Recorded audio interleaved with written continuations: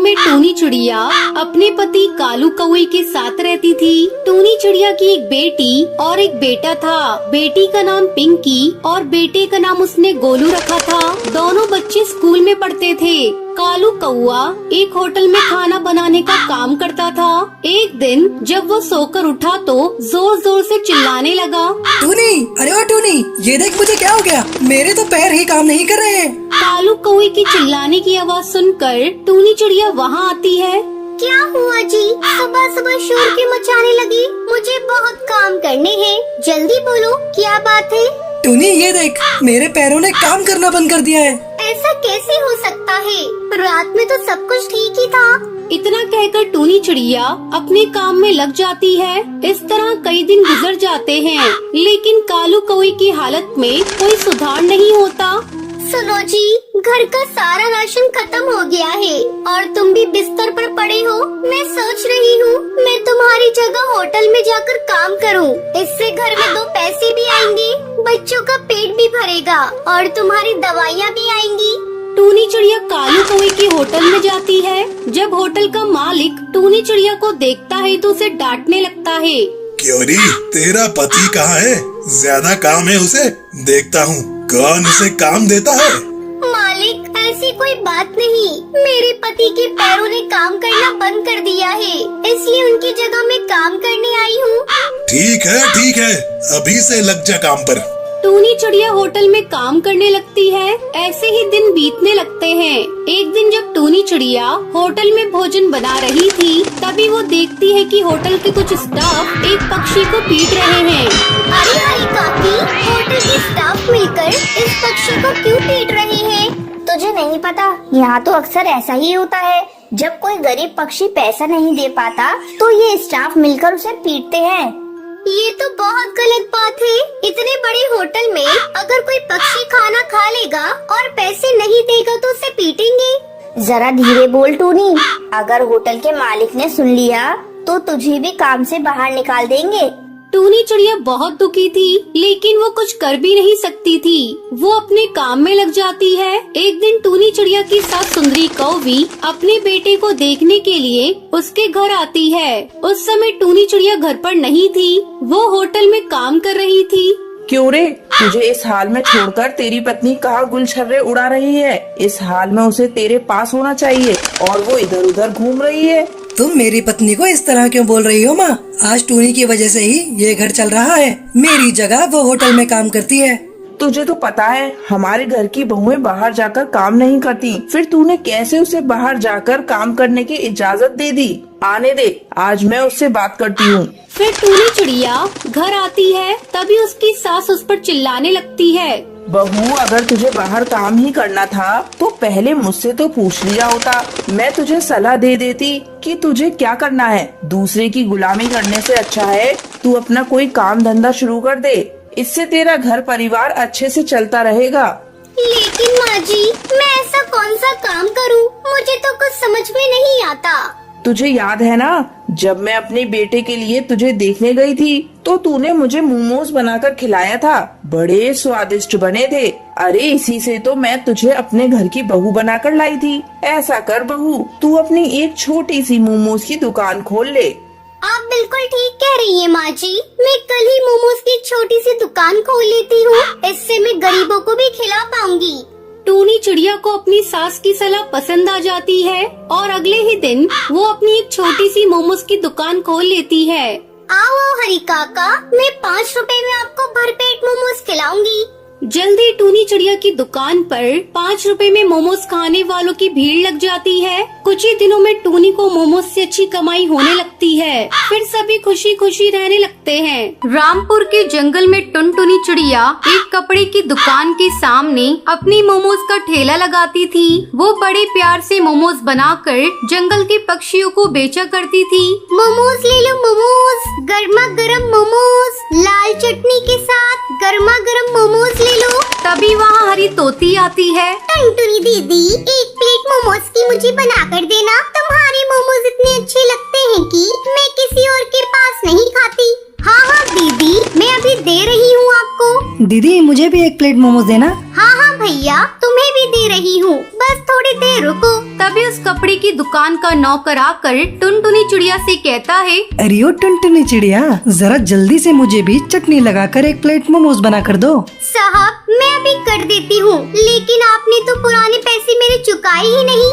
अरे दे दूंगा, कौन सा मैं यहाँ से भागा जा रहा हूँ। इस महीने की पगार मिलने दो, मैं तुम्हारे सारे उधार चुका दूंगा। भैया आप बार बार यही बातें कहते हैं, मैं आपको कितना उधार खिलाऊंगी, मुझे भी तो सामान लेकर आना होता है। ज्यादा बातें मत बनाओ, मेरे ही मालिक की दुकान के सामने ठेला लगाती है और मुझे ही आंखें दिखाती है। मैं जल्दी ही तुम्हारे पैसे चुका दूंगा। तभी टुनटुनी और कालू कौवे की बातों को सुनकर दुकान का मालिक कड़कनाथ सेठ वहाँ पर आता है। अरे कालू भाई, ये गरीब है, इससे तुम उधार में क्यों खाते हो? रुपए देकर खाया करो। ठीक है मालिक, आगे से मैं ध्यान रखूंगा। अभी मेरे पास छुट्टे नहीं थे, इसलिए मैं बाद में देने के लिए बात कर रहा था। तभी कड़कनाथ सेठ टुनटुनी चिड़िया से कहता है, टुनटुनी, मेरी दुकान के सामने ये ठेले लगाने का जो तुम पैसा देती हो वो कब दे रही हो?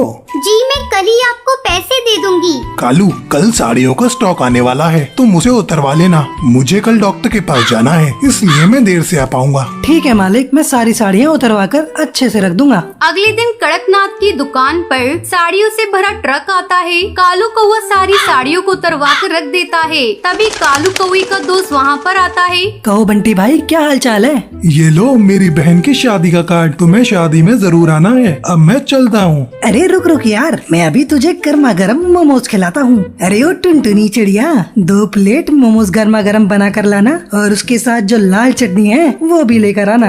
ये नौकर कालू कौवा तो बड़ा अपने आप को सेठ बन रहा है, ऐसे मांगता है जैसे इसकी ही दुकान हो। 1-2 दिन और देख रही हूँ, फिर उसके बाद इसे मना कर दूंगी। मोमोज बनाकर टुनटुनी चिड़िया दुकान में लेकर जाती है। ये ले दोस्त, मोमोज खा। इस मोमोज को खाकर तुझे मजा आ जाएगा। थोड़ी देर बाद दुकान का मालिक आता है। कालू कौवे, तूने सारी साड़ियों को गिन कर रख लिया है ना? हाँ मालिक, लेकिन आप कहते हैं तो आपके सामने एक बार और गिन देता हूँ। कालू कौवा साड़ियाँ गिनने लगता है। अरे मालिक, इसमें 5 साड़ियाँ कम है, मैंने तो पूरे के पूरे गिन कर रखे थे। जब तूने पूरे गिन के रखे थे तो वो साड़ियाँ कहाँ गयी? मालिक, टुनटुनी चिड़िया मोमोज देने दुकान में आई थी, लगता है उसी ने साड़ियाँ चुरा ली। कड़कनाथ दौड़ा टुनटुनी चिड़िया के ठेले पर जाता है। टुनटुनी चिड़िया, जल्दी से मेरी दुकान से चुराई हुई साड़ियाँ वापस कर दे। तूने मेरी दुकान से चोरी करके अच्छा नहीं किया। लेकिन मालिक, कौन सी साड़ियाँ? मैंने तो किसी साड़ी को नहीं चुराया। देख, तू सच सच बता दे, ज्यादा नौटंकी मत कर। साड़ियाँ पूरे 10,000 की थी। जल्दी से पूरे पैसे निकाल और अपना ठेला यहाँ से हटाकर दूसरी जगह लगा। मालिक, मैंने कोई चोरी नहीं की, मैं ऐसा काम कभी कर ही नहीं सकती। रोने धोने की एक्टिंग मत कर, जल्दी से पैसे निकाल और यहाँ से जा। मालिक, अभी तो मेरे पास 2,000 रुपए हैं, इसे रख लीजिए, बाकी के पैसे मैं कमा कर दे दूंगी। टुनटुनी चिड़िया 2,000 रुपए दे देती है और अपना ठेला दूसरी जगह लगाने लगती है। इसी तरह कुछ दिन बीत जाते हैं। एक दिन जब कड़कनाथ सेठ अपनी दुकान पर आ रहा था, उस समय कालू कौवा फोन पर अपने दोस्त से बात कर रहा था। अरे यार, आज तू मेरी दुकान पर आ जाना, मैं अकेले ही हूँ दुकान पर। मैं तुझे कुछ और साड़ियाँ दे दूंगा, तू उसे पहले की तरह बेचकर मुझे पैसे दे देना। कड़कनाथ सेठ ये सब बातें सुन लेता है और कालू कौवे से गुस्से में कहता है, अरे मैंने तेरे ऊपर विश्वास किया और तूने मेरे साथ विश्वासघात किया।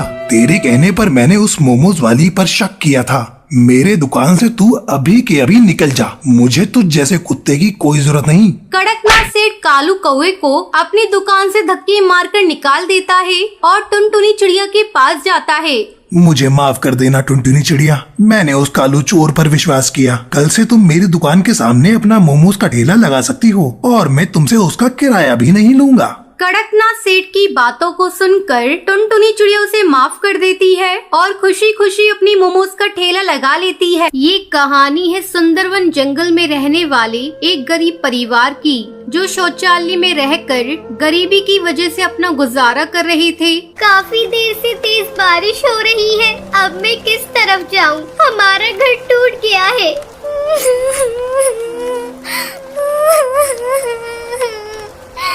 जा बेटी, अपनी बहन पिंकी को ले आ। फिर टुनटुनी पिंकी को ले आती है और तीनों पास के जंगल में छोटे से घर में चली जाती हैं।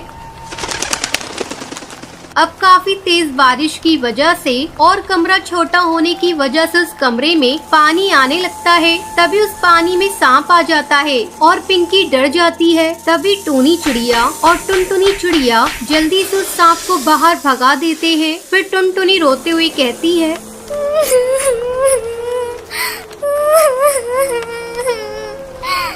माँ, हमें कब तक ऐसे रहना पड़ेगा? पूरी दुनिया में ऐसा कोई नहीं होगा जो शौचालय को ही घर समझकर रहते हैं। माँ, हम इतने गरीब क्यों है माँ? टूनी चिड़िया के पास इसका कोई जवाब नहीं था।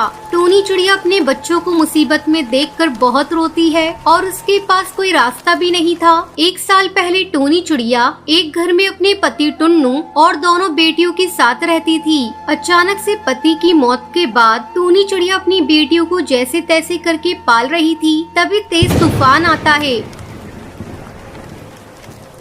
और उसमें उनका घोंसला टूट जाता है। टूनी चिड़िया साहूकार के दफ्तर जाती है।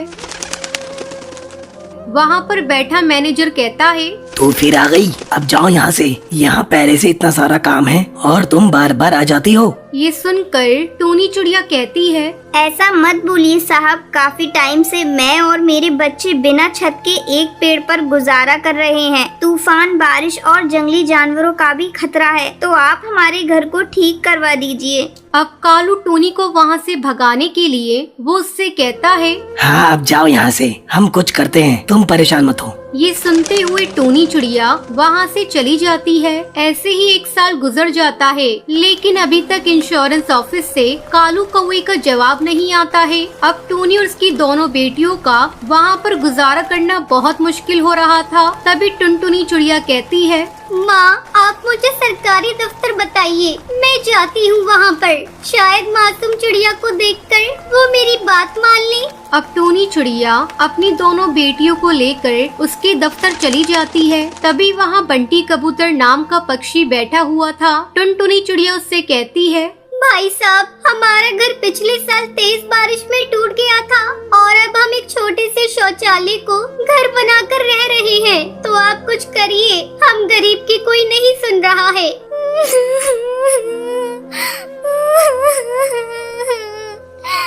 अच्छा ठीक है, अब रो मत, मैं ऑफिसर से बात करता हूँ। अब ज्यादा काम की वजह से बंटी कबूतर टुनटुनी चिड़िया की बात को भूल जाता है। ऐसे ही कुछ दिन गुजर जाते हैं। एक दिन बंटी कबूतर की माँ नदी किनारे पानी पी रही होती है। तभी बबली कबूतरी का पैर फिसल जाता है। तभी वहाँ टुनटुनी आकर उसे बचा लेती है। बंटी की माँ बबली कबूतरी उससे कहती है, बेटा, तुम इतनी सी हो, तुमने अपनी जान की परवाह नहीं की और मुझे बचा लिया। अब तुम्हें कोई भी मदद की जरूरत हो तो मुझे बता देना। फिर टुनटुनी चिड़िया उसके सामने रोने लगती है और उससे कहती है,